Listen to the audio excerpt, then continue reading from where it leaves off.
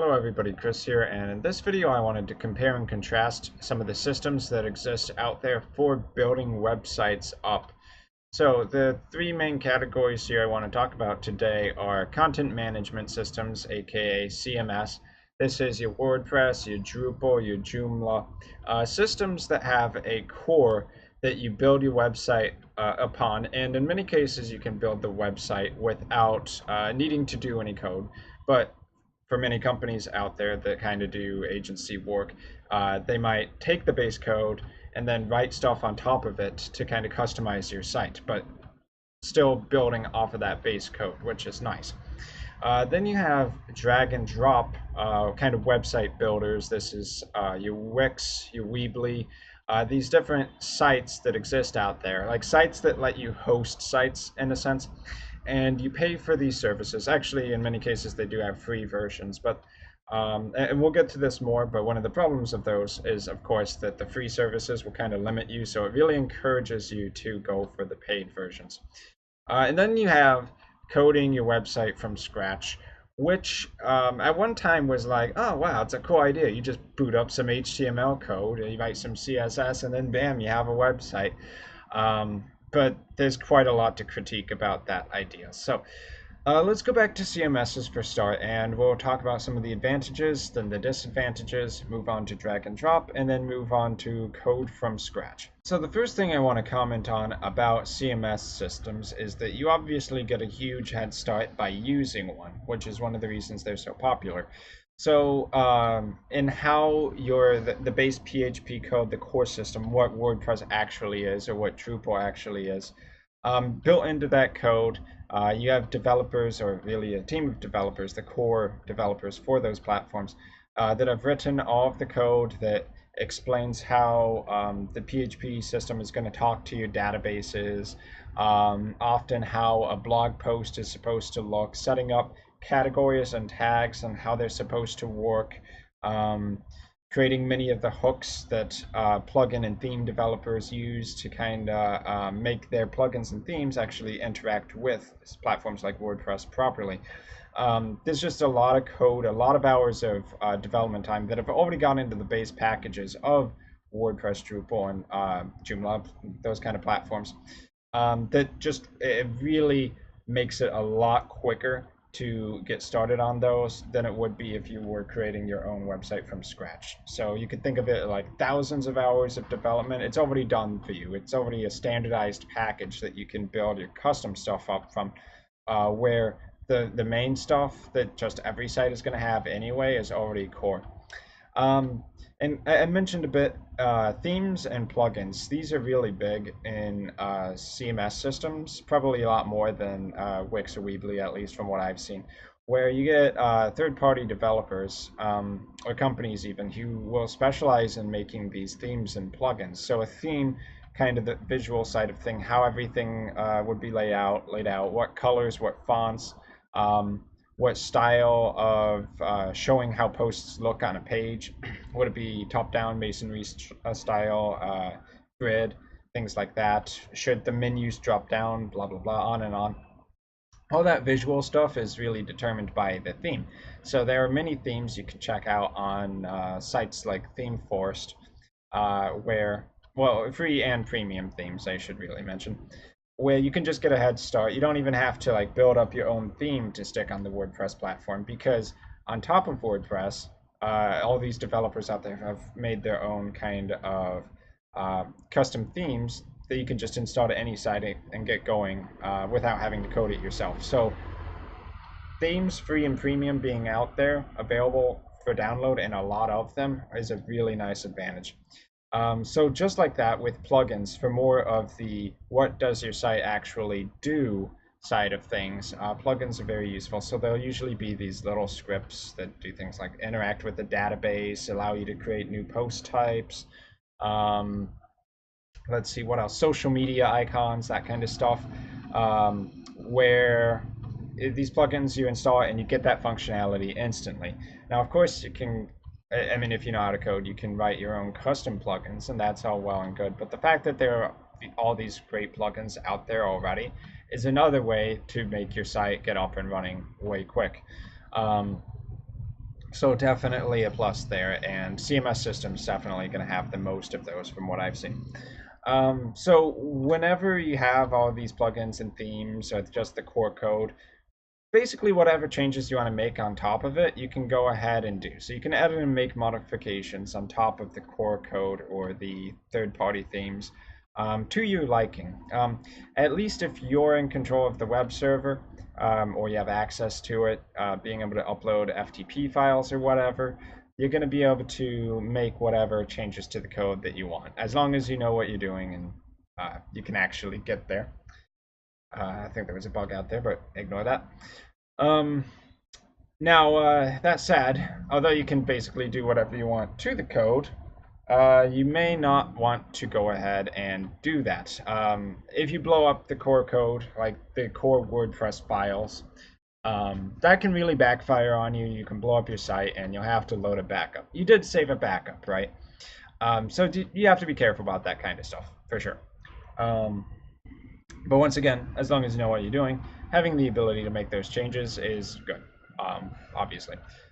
Next, you can copy your site for offline development. So with sites like Wix or Weebly, they don't really let you download your site, not in its entirety. You can't like download the Weebly platform offline and launch it on your home computer to play around with it. A lot of the code that those platforms are running, it's centralized on their servers and it's not publicly available.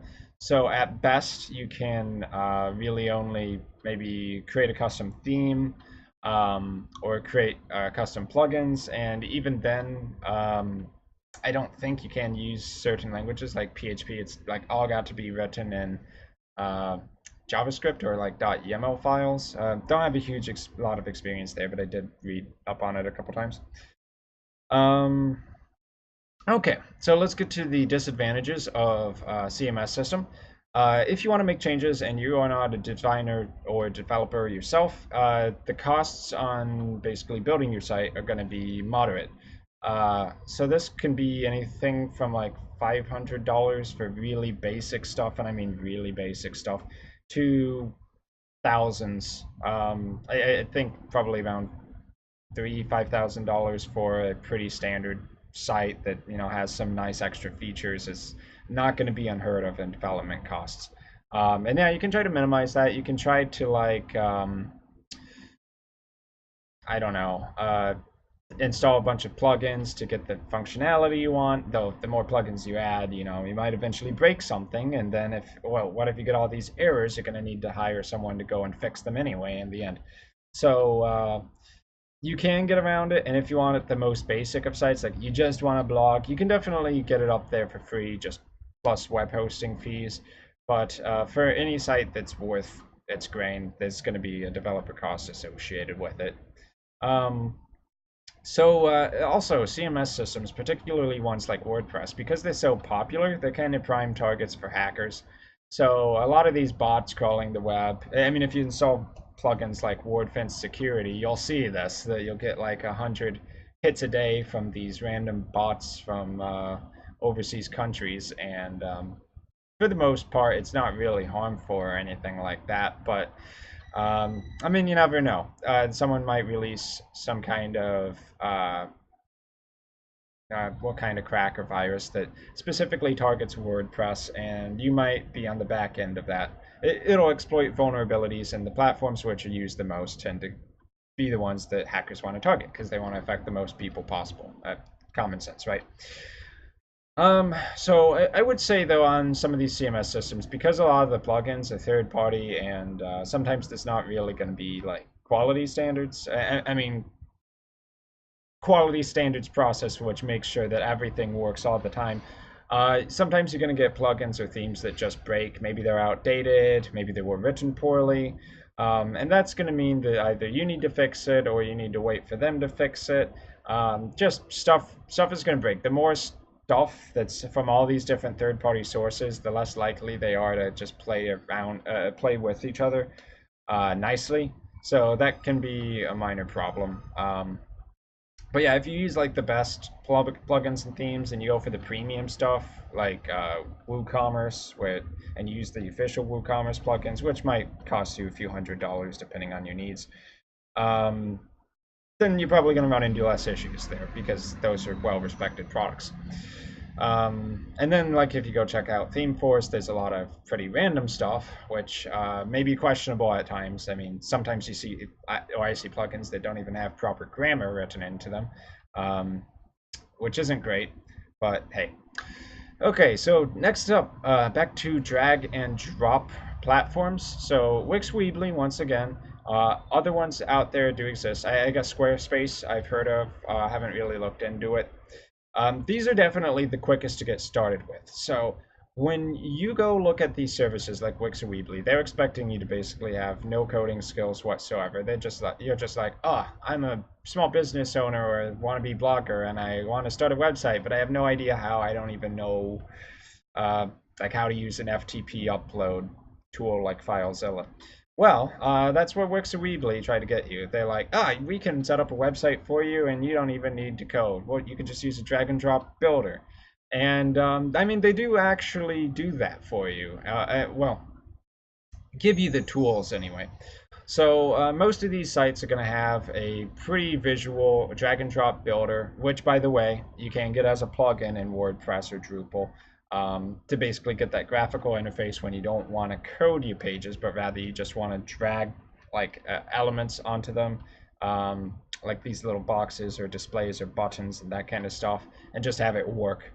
Um, so using those kind of tools, you can definitely build out web pages pretty quickly, pretty easily, and you don't need to know how to code, which is a huge advantage. Yeah, so let's see. Okay. I mean, I guess I should talk about that a little bit more. Um, so like you want a contact page, right? Or you want testimonials, or you want just the blog to display properly. Having all of those graphical settings or graphical drag and drop elements, basically any kind of page you want to get set up, it becomes a snap. It becomes really easy. On Wix and Weebly, you can even set up an e-commerce store. You don't even need to install a third-party plugin because it's built into their platform. Whereas like in WordPress or Drupal, you would have to add a lot of extra plugins to get the same functionality. These platforms kind of try to monopolize on it a lot. And what I mean by that is that if they see a need, they create their own in-house plugin, and generally they don't really have a lot of competition in their third-party plugin stores, like very little actually. Um, and kind of from how I've browsed it, I kind of suspect that maybe it's to do with it being kind of a pain in the ass to write plugins that are actually compatible with them, but that's just speculation. Okay, one of the things you might think is, well, okay, so you need to do the premium payment to get any good value out of Wix or Weebly, and that's like $10 a month or something like that, 10, 15, maybe 20 for like the pro business packages, and it's like, ouch, but then I have to get web hosting too, but that's actually not actually the case because these platforms host the site for you. So if you do pay $0 or $10 a month, you're getting the hosting for free. So like you pay $15, $20 for the pro business version or something like that, and it's like, well, you probably would have been paying $10 for decent web hosting anyways. So really, you're just paying $10 to have like all these like e-commerce plugins that are kind of built into the platform, having everything unlocked, being able to do newsletters, whatever you need. So the pricing on these kind of platforms is actually pretty reasonable when you factor all the features that are in there. Um, so yeah, it's not too bad, especially for starter websites and small businesses. Okay, so yeah, zero code is usually going to be the case when you're running these kind of platforms, which means less developer designer costs, unless you're going to pay someone to just go do the drag and drop interface builder for you. But pretty much anybody probably could do that as long as they're willing to sit down and spend a little time with it. But yeah, the less code you have to do, the less cost you're going to have on your site. And that means either less time or less money, but time equals money. So really, let's just say less money investment. And when you do pay for the packages, you do get customer support, which is pretty much direct from the company because, like Weebly and Wix, they're going to have their own customer support team. And because it's in-house customer support, they're more likely to know exactly what they're talking about than like going and contacting a random third-party site. Now, that doesn't mean like third-party agencies or something like that don't know what they're doing, but I do imagine in-house that they at least teach the employees, okay, you need to learn the Weebly platform. This is all we care about. This is what we do. If you can't hack it there, then I guess why are you even an employee here? Once again, kind of speculation. Haven't actually contacted them, but uh, I think I would feel safer with in-house customer support than contacting a random third party. Okay, so some of the downsides to drag and drop platforms, you can't make changes to the core website code. So pretty much all of it is backend for these services. They don't want you touching the code. They do everything in-house, which basically means the changes that happen behind the scenes for them, you kind of stuck with because it's like, well, you're using their platform and you only get one choice for your newsletter, one choice for your plugin, and one choice for your theme, which isn't exactly true because they do like sometimes they will have a few plugins in the store, but nowhere near the same breadth or I would say quality as well for third-party themes and plugins that you would get out of, let's just say WordPress.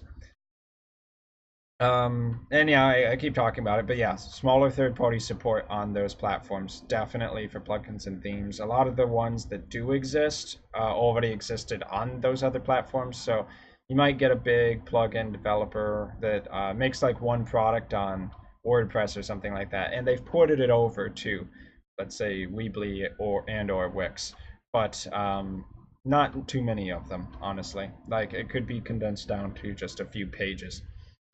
Um, and yeah, a downside, but not really a huge downside, but you often have to pay for the premium packages in order to get full access to all of the tools. So, Weebly, for instance, they do allow you to use the newsletter for free, but you can only send 2 emails out to those who are subscribed to your newsletter per month until you upgrade. And 2 per month, probably not enough for most people serious about their newsletter. So it's like, oh, well, okay, it was fun to try, but dang, now I need to upgrade because I want to be able to do more. And I mean, that's fine as like a they need to get paid to method, like give you a taste and then you want the full package. That's their business model. Um, and once again, even if you are paying that $20-30 a month, it's nowhere near as expensive as having to have a actual developer or designer go back in and make custom changes to your site. The more you can just do with the drag and drop interface, the less costs it's going to have for you. And I would say that those tools, because it's like the whole platform, they only need to focus on those 1 or 2 tools to make it up to date, to make sure it's always working and it's always running on their backend core package. Usually tends to be very stable. Like you're not going to run into a lot of random bugs or errors. Okay, and then we move on to code from scratch. Last but not probably not best, honestly, as the ideas for building a site in modern ages. Yeah, I mean, you can go open up a HTML editor and you can like write some code and like the new Boston had a series about like, oh, okay, yeah, coding your own website from scratch and that kind of thing. Um, but then it's like, okay, you spend a few hours and you have the most basic blog system possible that like only allows you to add a new page to the post, but you have no database or anything else. And it's like, okay, do you really want to spend 2,000 hours trying to build what's effectively a CMS, like a modern CMS? Except when you do build that CMS, it's probably going to have a lot more bugs because it hasn't had like a team of 20 developers to look over it for thousands upon thousands upon thousands of hours and many iterations and being on version 7 or 8 already. It's not going to work out so well. So anyway, the advantages to coding from scratch, not a huge amount that are really, I would say, worth too much, but let's see. Tools that target specific platforms less likely to target your site. Okay, so I wrote this down. if you're writing your own custom, what's effectively like a custom blog system or a custom CMS, and no one's ever heard of it, odds are no one's going to be writing code or viruses or hacks to specifically target your platform because it's only going to be running on one site unless you do develop it into a CMS platform, in which case you're just competing with ones that are probably far more popular: WordPress, Drupal, Joomla, Ghost nowadays. But yeah, there's probably not going to be many vulnerability hacks that specifically target your platform because no one's even heard of your platform. And because you're writing everything from scratch, you can have whatever features you want, no matter how stupid they are. As long as you can write the code, you can implement it. So have fun with that. And I guess alongside that, there's a cool factor to it. It's like, you say you've written your own operating system, or you have your own custom Linux distribution. And it's like, well, what do you do? Like, good for you. Odds are it's not going to have the same quality as the ones that have been worked on by teams and communities over a decade or more, like let's say Linux Mint or Ubuntu. Do you really think your custom Linux distro is going to compete with Ubuntu or Linux Mint? I somehow think that's unlikely unless you are, I don't know, the world's best super genius and you're not one person but there's 10 of you. Then yeah, okay, then maybe. So let's go talk about the disadvantages, because I think I want to discourage people from trying to do that kind of shit a little bit here. Huge development time cost. Yeah, so like, if you go look at the underscores theme for WordPress or the Sage theme, one of the things they advertise is, hey, we just saved you 1,000 hours because this underscores theme is like the first 1,000 hours of theme development already done. But we're not even talking about just a theme. We're talking about building an entire platform for yourself that's going to have all these custom features, and then you're going to need to theme it. So basically, all these custom features for the core, all these custom features for your theme, and then maybe you want to add plugins or whatever. I mean, okay, let's just say you don't have plugins, you don't have a theme. It's just one set of code. You're just writing custom stuff for one site, and it's never going to be expandable past that. It's still going to be a heck of a lot of work, and what's the payoff? Not much. I mean, or you could have just installed WordPress and had 90% of that work done instantly. Okay, so because you're doing all the development yourself, you don't have a team of like debuggers to go back in and double check everything. There's a good chance that you write it and it's going to be vulnerable to general breaks or bugs in your code. It's pretty hard to nail all the bugs without having all these quality control people to look over your work. So, I mean, have fun with that. Like, you go build this great site up, and then, well, looks like you missed one fatal bug, and I don't know. Just crashes everything you worked for. Hope you backed it up. Blah, blah, blah. Okay, and if you're writing everything from scratch, there's basically going to be no guidebook on how it works unless you write it yourself. So do you actually want to build a site from scratch? You're going to theme it from scratch, basically do the design work and the implementation of that design. And you're going to write the technical details about how that site works so that when you forget about what you did, you can go back and fix it. And yeah, you could say commenting the code, but what about all the people who are non-coders? What if someone takes over your site at some point in time and they don't want to go mess with the code, they just want to make a blog post? So yeah, now I have to create tutorial videos or something like that on how the heck all that works. So yeah, more time investment, fun.